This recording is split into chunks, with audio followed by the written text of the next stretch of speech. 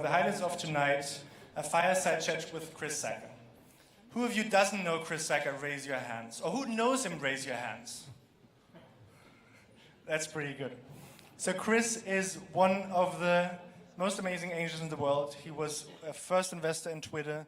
He's an early investor in Uber, etc. I won't bore you with that stuff.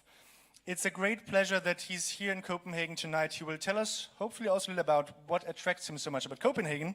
So please give a warm welcome to Hampus Jacobsen and Chris Sacca for conversation on stage.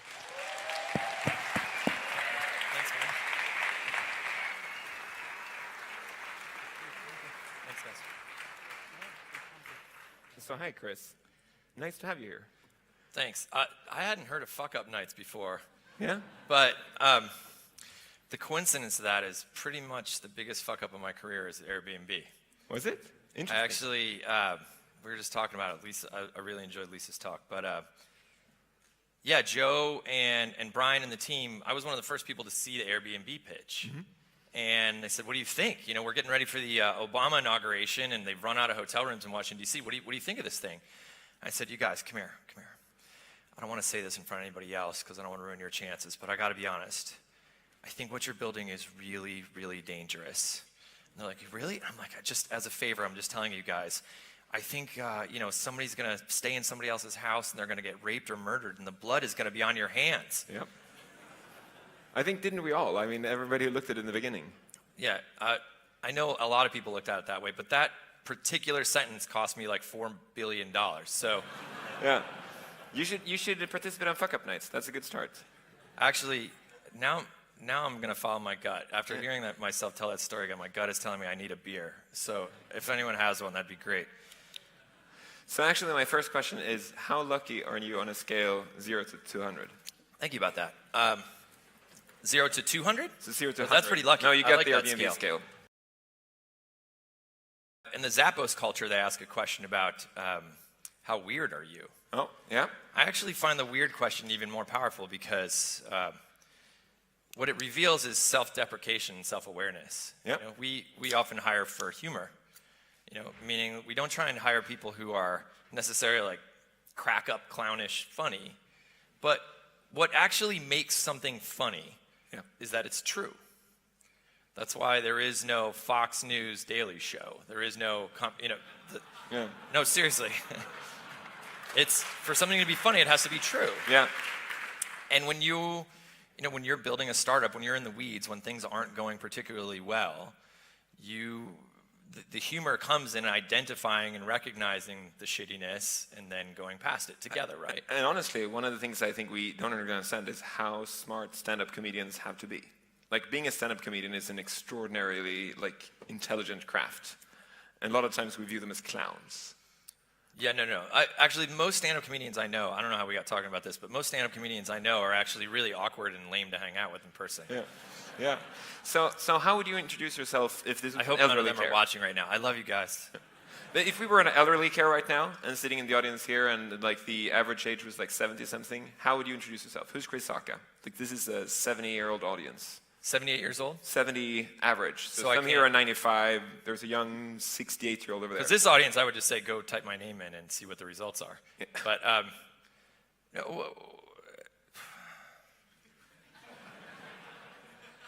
they're sitting here waiting here. Yeah, I am I'm an unemployed rodeo clown. That's who you are. Yeah. No, look, I'm a guy who helps people build their businesses. Yeah. And I do a lot less of that now. I actually, it's not really well known, but I stepped away from my firm 2 years ago, and we have a younger partner who runs it day to day, Matt Mazzio. So I focus on my existing companies, and then I have 3 startups that are 5 years old, 3 years old, and 1 year old, my 3 daughters. Yep.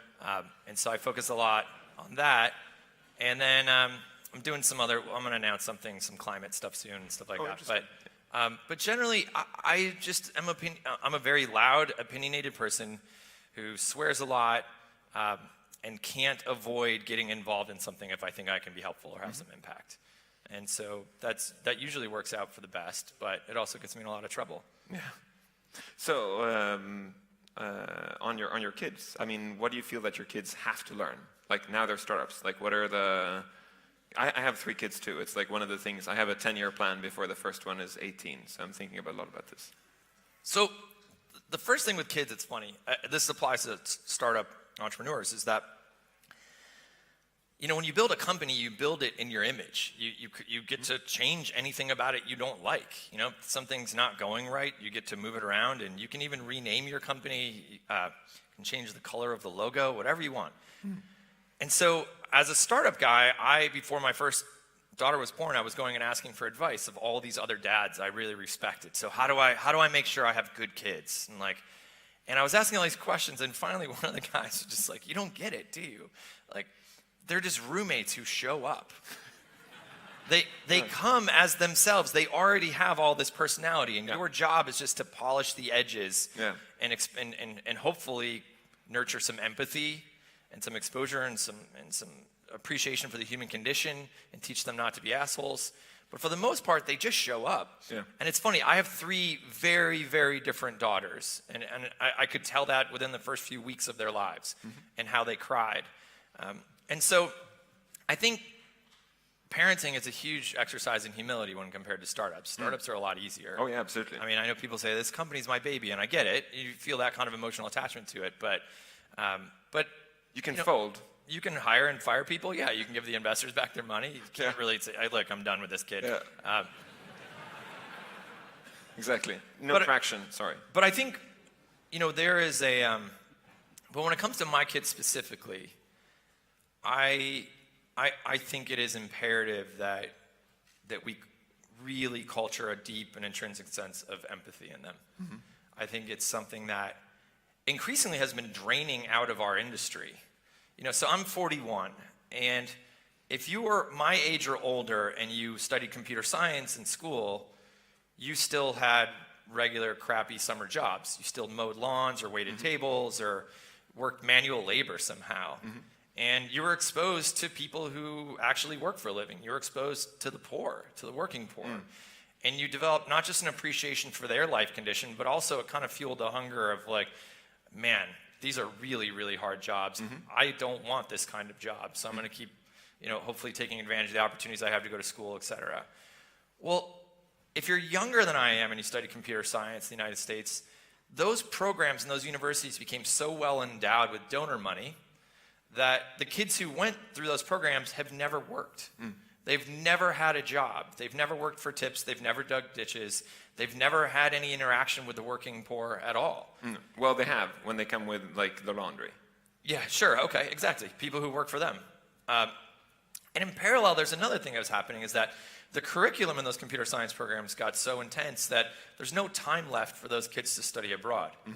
And so you take out this thing where they no longer have diverse exposure within their own communities, and they no longer get to travel overseas. And then you wonder why we have a tech bro culture. You wonder why we become so monoculture, why companies make incredibly bad miscues on working with customers or on diversity and inclusion issues. Or how they handle the news. By the way, speaking of diversity and inclusion, I loved Jana's plug up here, but she mentioned green and blue, and I feel like we've been doing a good job including women and people of color in our Scandinavia is much more inclusive. But not green and blue, so thanks for the tip, Jana. But I think our whole industry is suffering massively for what I feel are kids who have been groomed academically and whose coding performance is amazing, but who have no actual sense for humanity. They've never come out of a subway station in a country where they don't know the language and had to ask somebody for directions. They've never had to put themselves entirely in the trust of another person and depend upon these are the people we're sending to Mars. The people that can't even like, you know, sort their own garbage. Yeah, well, these are the people though that will tell you that, you know, we just had an example of this. That I swear I've seen Mark say, Zuckerberg, you know, publicly and privately, that he deeply believes that Facebook actually exposes its users to more diverse news sources than they would have gotten traditionally. And he says it with a straight face, that, you know, that there's not a filter bubble there, that it's not totally constantly self-reinforcing and shoving fake news down your throat. He really actually believes that. And so I worry that I think this problem is going to get worse unless we figure out ways to, you know, and part of this is going to be solved with actual diversity in hiring. You know, is I think the work that Jana and people are doing is really, really important, and I absolutely believe it. I mean, I could sit up here and make the progressive case for why I like working with female entrepreneurs and companies that are diverse in color and race and sexual orientation. But I just fucking like money. And it turns out that's a really good way to get rich, is by backing these incredibly talented entrepreneurs that have often been ignored. So I can go either way on it. Has your view on money changed? I mean, you used to be extremely, you took like immense bets when you were at Google starting investing. And like, are you still the same? Are you starting to get risk averse? Are you like, would you bet it all? Yeah, I mean, I bet everything every time. I've been closer to zero than I think people in this room would understand more times than not. Yeah. But it's just how it's who I am. I found myself in Christiania at 6 a.m. Like, I didn't get out of bed early and like go for a jog. I mean, like last night took me into, and one of my buddies who's with me here is like, you have like 2 speeds, like 0 or holy shit.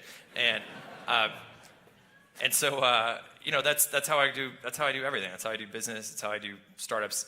That's one of the reasons why I ended up stepping back from Lowercase for a bit. Is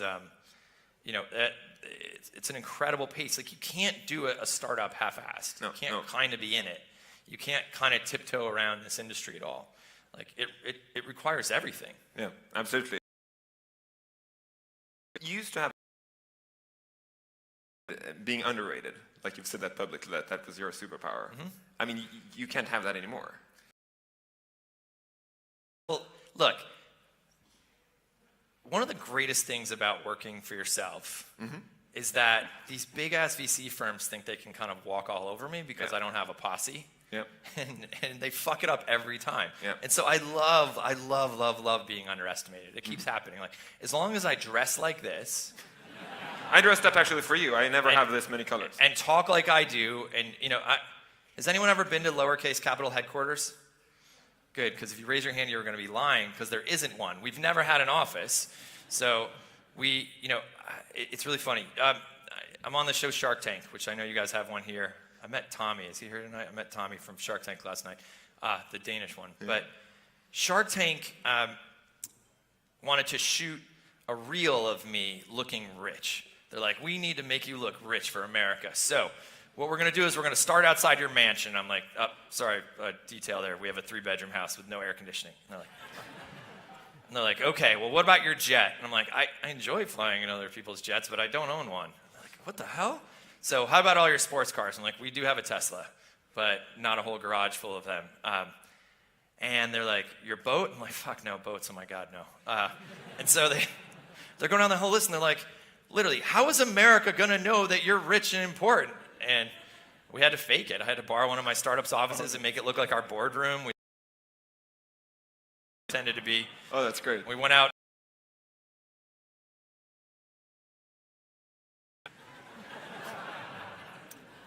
It's, whether it's they're misreading their gut or their other senses, as long as people keep scoring by the old scorecard, I will keep fucking them up. Yeah. Do you have imposter syndrome? Imposter syndrome? Yeah. Do you wake up feeling like other people wearing this shirt? No. Hey, I have it massively. I constantly think that I'm fucking up. I'm really good at fucking up, though. Well, no, I mean, I have to confront myself sometimes. Every now and then, someone refers to me as a venture capitalist. No, how do I put this? I'm going to say this with no humility at all, because I mean it with no humility. I'm really fucking good at doing my job. I'm one of the best ever. And I have to say it out loud because for so long I refused to allow myself to believe that I was even a venture capitalist. Yeah. Because I didn't have an office. Yeah. Because I didn't have an assistant. Because I didn't have a waiting room and a whole, and the logo spelled out in big lucite letters across the wall. I would forget that sometimes. Yeah. And I found myself in situations with these other VCs where I would feel a little bit junior to them. Where I'm like, actually, you know what? I'm just smarter than you are, and I'm better at this than you are. But I found myself like, I don't have the khaki pants and the blue blazer and the office on Sand Hill Road. And so I actually would psych myself out a little bit. And so I say it's not a humble brag, it's a straight up brag. I'm really good at this shit, but it took me a long time to realize, like, I do it differently, and that's probably why I'm good at it. Absolutely. No. One thing You don't about have to agree with everything I say. You can. No, but I do agree with you. I think that it's like, I think that a lot of VCs right now are trying to figure out themselves, and it's like one of the least innovative industries. So I think that it's like being different and wearing a cowboy shirt that's a good branding step at least. But second question here is like, being a great investor, is it about what you know, or is it about who you know? It's definitely not about who you know. I mean, I came to Silicon Valley without any network. I went to the School of Foreign Service at Georgetown. My life ambition was to be an ambassador someday, or to be a spy. But like a spy, in the United States, you have to borrow a lot of money to go to school, and the salary for spies doesn't actually afford you to pay back your student loans. Right. So I went to spy school, and then was like, fuck it. I'd have to either be on the take with the Russians, or I'd have to go find another gig. You actually thought about being a spy? Did I actually think of being a spy? Yeah. Yeah, I literally went to school for it. Does anyone here go to School of Foreign Service? Don't raise your hand. You'll give away your cover. Exactly. But, Exactly. They're trained. Yeah. They know what they're doing. but yeah, no, that's it's literally like CIA training school at Georgetown. Have you ever thought about starting your own startup? Starting my own startup? Yeah. I mean, Lowercase was that. I walked away.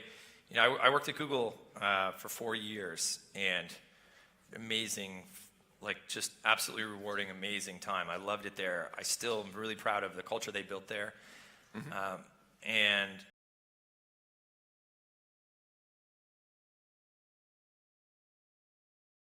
end of 2007, I just knew I had to go. It was getting really big, and I'm a startup guy, not a big company guy.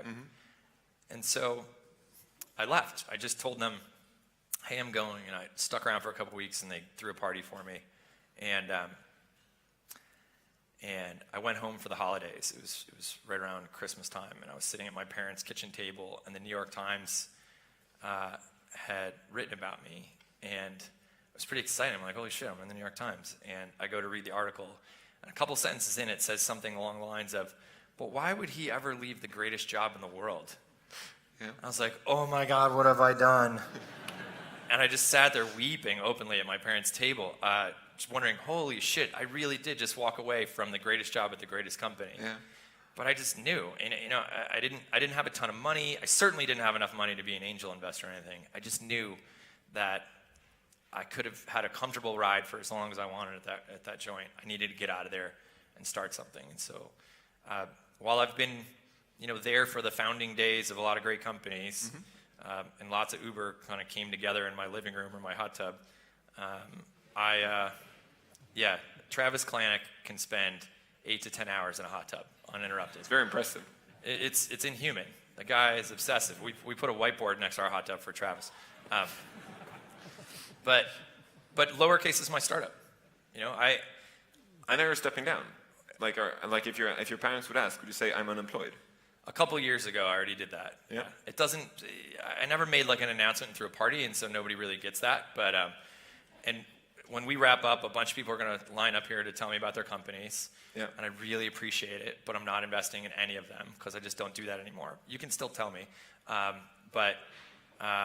Would you forward them to Matt? Or Yeah, you know what? I encourage you. I'll just tell you now while everyone has their stuff out. It's Jackson, JACKSON spell out the word lowercase, LLC.com. Jackson is the guy. He's the pitch doctor. So he will hear everything you guys are up to. And they can just say that they talked to you and you were super positive about it. Yeah. Throw in the selfie of the two of us, no, I got to this point in our business where I didn't get risk averse. I just started with no by default. So I say no for a living, right? Yeah. So I get 100 to 300 pitches a day in my inbox still, right? And so even when I was actively investing, it was a little more than that. Most of my encounters with people in this world are some kind of pitch, whether they're pitching a company, whether they're pitching they want to get into our fund, they want to work with us, whatever it is. And so I have to say no all day long. I say it professionally. But what I found was, after a long time, I was just starting with no. And it was really hard to even be open-minded to a yes. Interesting. And that for me felt like a little bit of burnout. Yeah.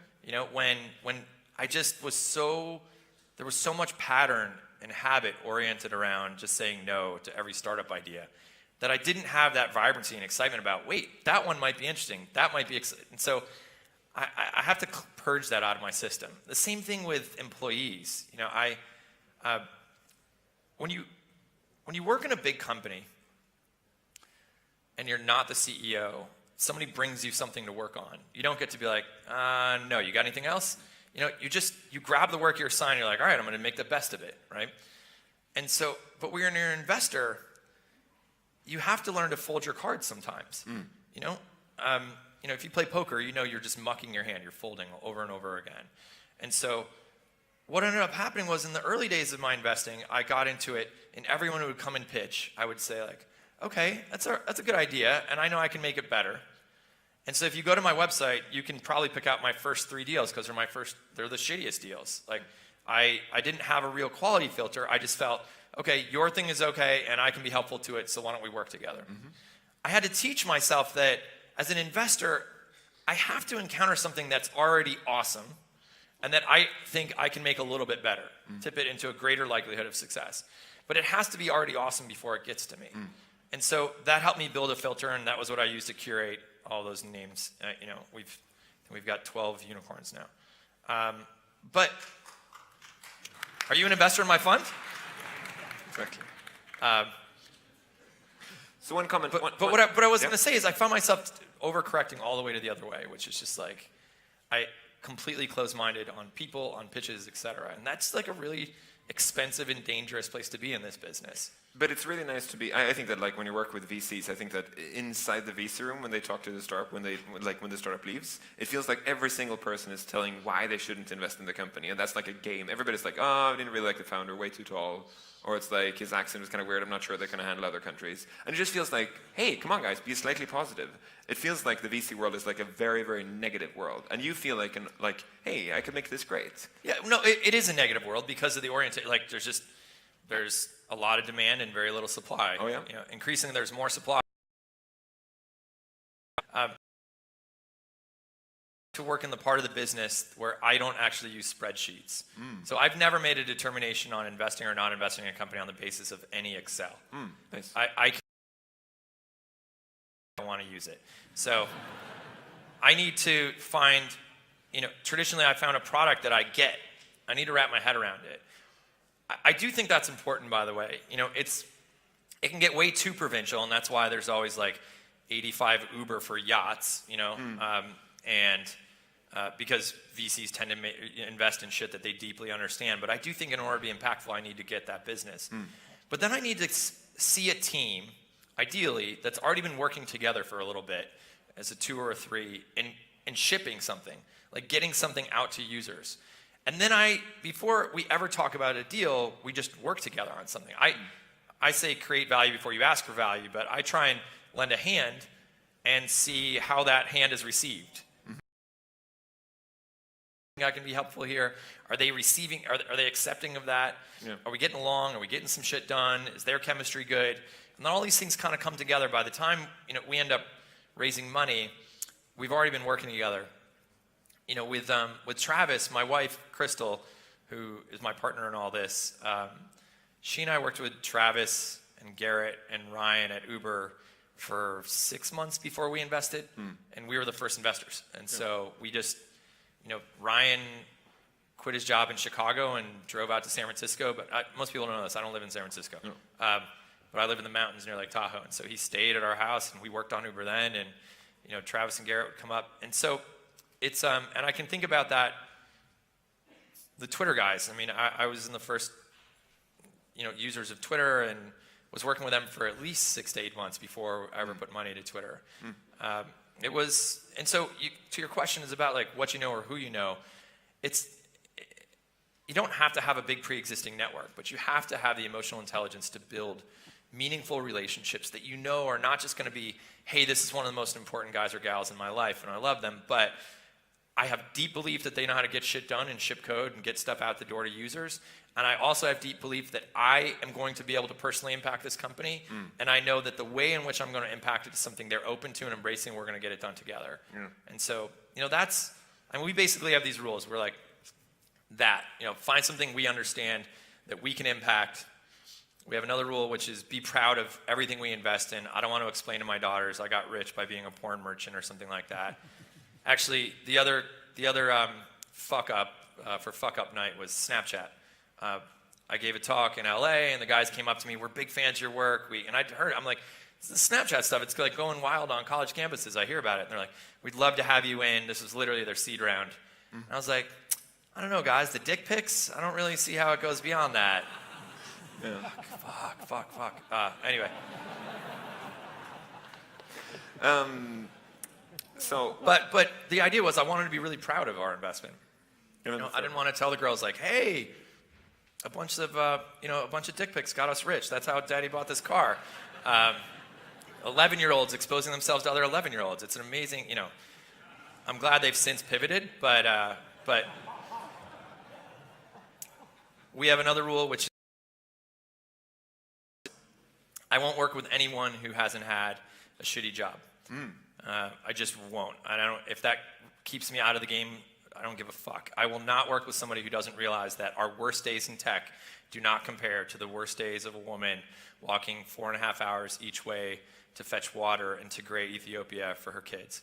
I will not for a minute work with anyone who hasn't been, side by side with poor Americans or,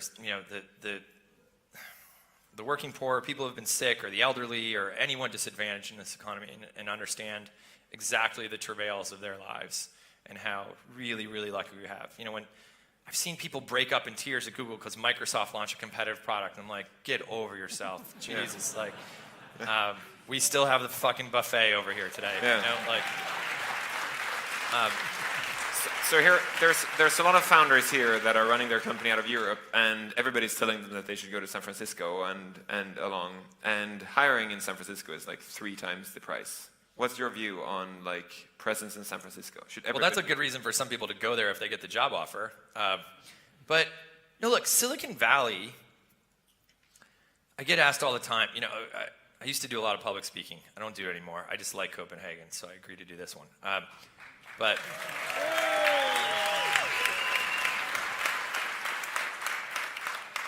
no, by the way, I really do. I don't know if you know, I spent all summer here with my kids. Yeah. In fact, when I walked here tonight, you might have seen me. I just walked.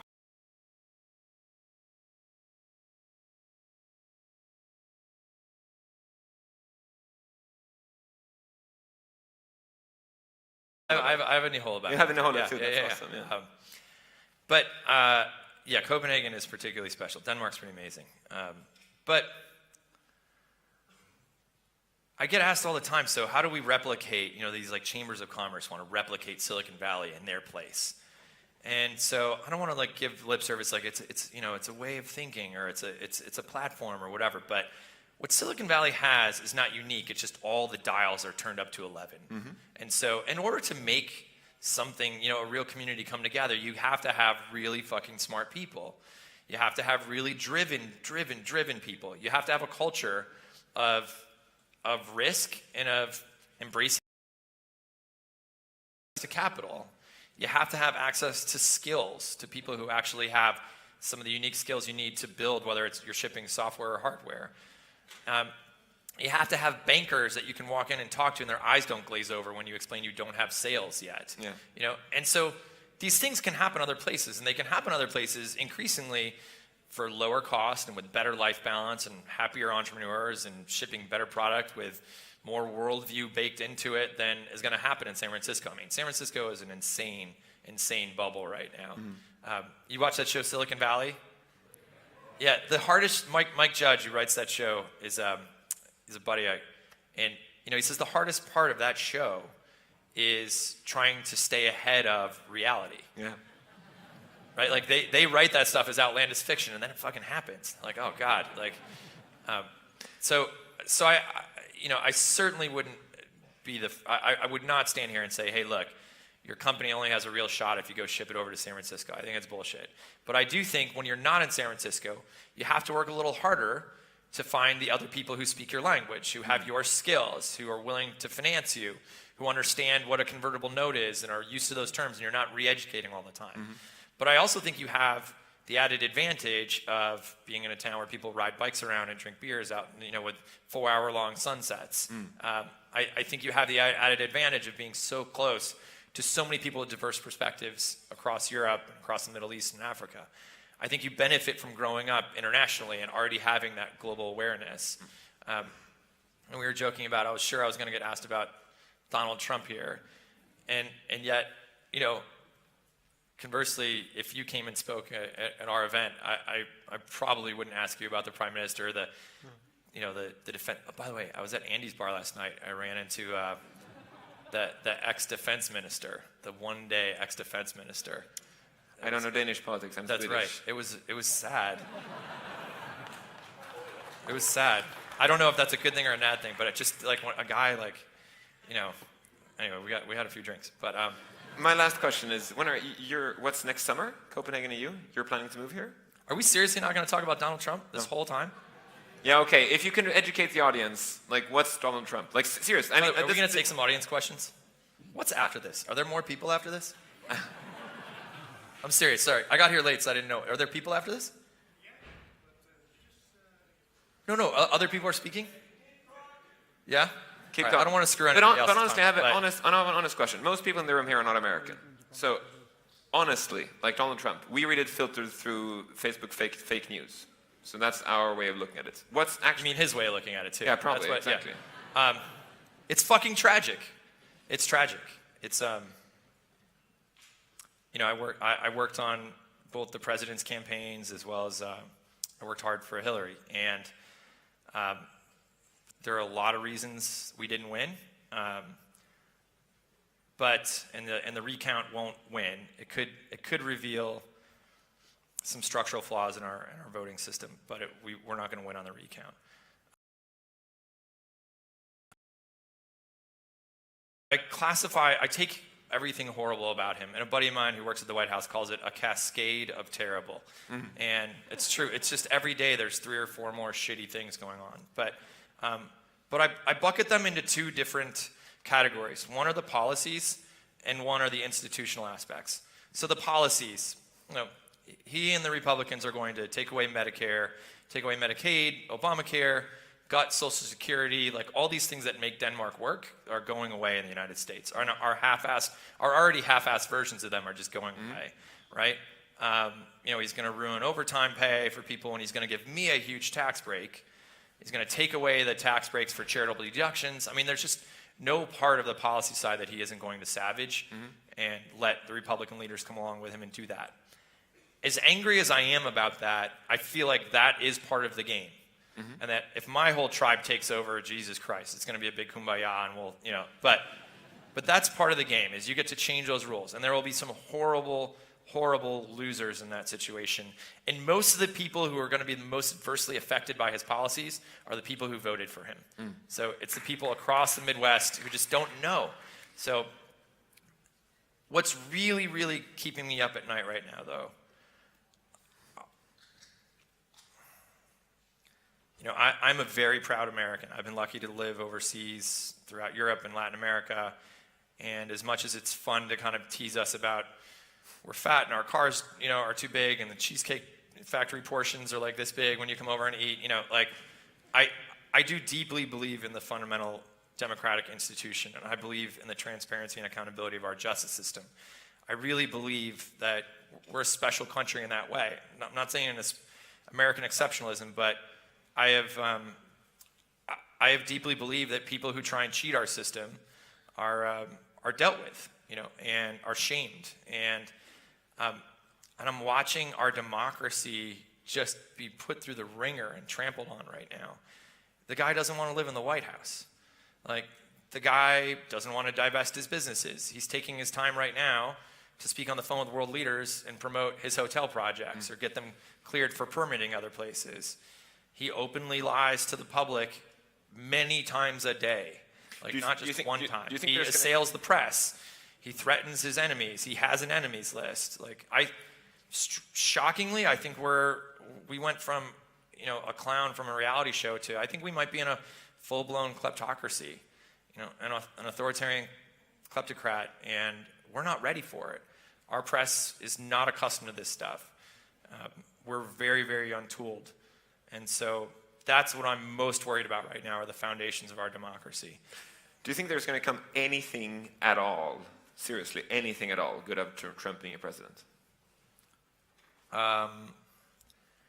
Well, I think you've read that President Obama might be getting back in the game. So this is all public now. Yeah, President Obama was looking at being an investor, actually. He was looking at doing social impact investing. This whole space is something really intriguing, and so we've been spending a lot of time together talking about that. But after the election, he realized there's something else he has to do first, which is help us unfuck ourselves and help us learn to tell our story again. You know, I think I love Hillary Clinton. I deeply respect her, and I think she would have been an incredible, incredible president. There's no doubt she would have been very effective in that job. But these are incredibly different times that require a different type of candidate now. You know, he has a direct relationship with his followers, and he knows how to make my as a result of television. In fact, I stopped investing and I do this television show. But what changes is the way people interact with me. Like, it's fucking fascinating. The minute you're labeled a billionaire and a television billionaire, then everything you say should just be written down in ink as fact. Yep. No one questions it again. And the only people who are allowed to question it are people who presumably have more money. So like when Mark Cuban and I get in a fight, which is basically my job on the show, like people will chime in and be like, hey, you might be right, but shut the fuck up because Mark has more money than you do. I'm like, okay, if that's the arbiter of it. That's why it was so important for Donald Trump's, you know, to perpetuate this myth that he's a billionaire. He's not. He's worth about $250 million. So, but he would threaten to sue Forbes unless they printed he was worth $10 billion because he needed to be above Cuban's stack, right? He's got a big rivalry with Mark, and so he's got to show he's higher. But we now have an audience that just eats that shit alive. That, you know, we have a new type of mirror neurons. That these people who are on television not playing a character but playing themselves. We have not biologically evolved to accept that we don't actually know that person. Literally, because there was no evolutionary precursor for television, we don't realize that this person who is in my living room isn't actually my friend, but I hear from them, I get attached to them. Yeah. It's strange. Like when people come up and say hi to me, they're not like, oh my God, Chris, it's so fucking blah, blah, blah. They're just like, hey man, how was dinner last night? And they roll up like, good to see you, buddy. And I'm like, do I know this person or not? And my wife would be like, stranger danger. You know, you can tell, you don't like. But they're so convinced they know me because they know me from TV or from podcasts that I start to think I must know them. Yeah.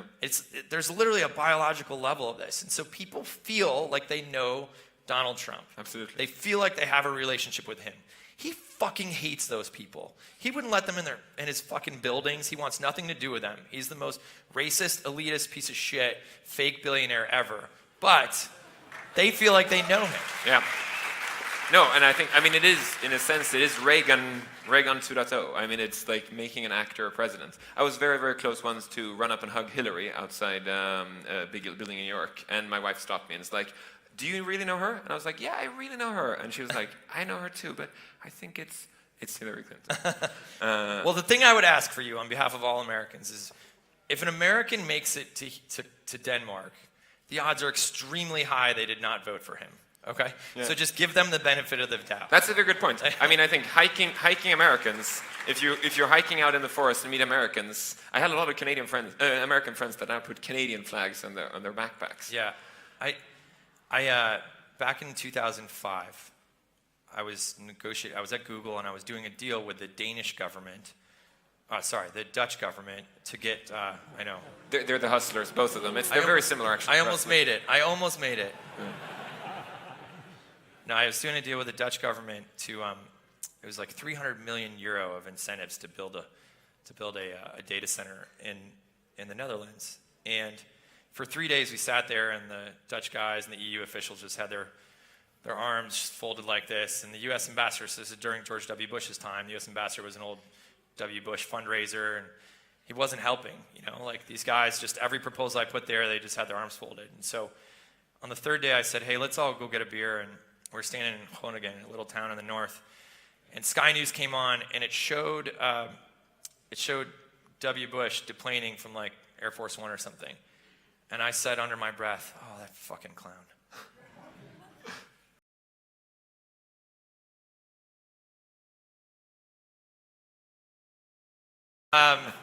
You see, we have kind of like red states and blue states, and well, I kind of, not my president, oh man, so long story short, half hour later, we had signed a deal, and I got 300 million euro of incentives to do this thing. I just needed to disavow your our president. warmongering president. So anyway, please, on behalf of our country, we fucking apologize. We apologize for the climate and what we're about to do to that treaty. We apologize to everything we're going to do to fuck up the refugee situation even worse, and what we're not going to do in Syria, and a war will probably start in Iran, and just a bunch of other disasters. So, you know, but don't hold it against us. We really didn't vote for that guy. Thank you very much. Thank you. Thanks, guys. Thank you very much. Chris, pleasure to have you here. That was, just wait a second. I mean, you have so many stories to tell. I think you come back to Copenhagen, right? And you tell the community more about those follow-ups and how we fix all those problems, right? Was that a dare or a threat, or what is that? It is an open invitation. An open invitation. Yeah, I don't need an open invitation to come to Copenhagen. I'm here all the time. Great. Actually, by the way, I'm about to, so a long time ago, I got to meet Rene Redzepi, the Noma guy, and I'm a super fan. What Silicon Valley is for food, you guys, or I'm sorry, what Silicon Valley is for tech, Copenhagen is for food. The spirit of innovation and stuff here. But I ate lunch at Noma today, and I'm about to go have dinner there. The first non-employee in history to eat 2 meals, so that's like 40 plus courses in the same day. I'm saying this right now in case any of you see me lying in an alley or a street tonight. Just pick me up, pump my stomach, and then I'll see you in Christiania, okay? We'll do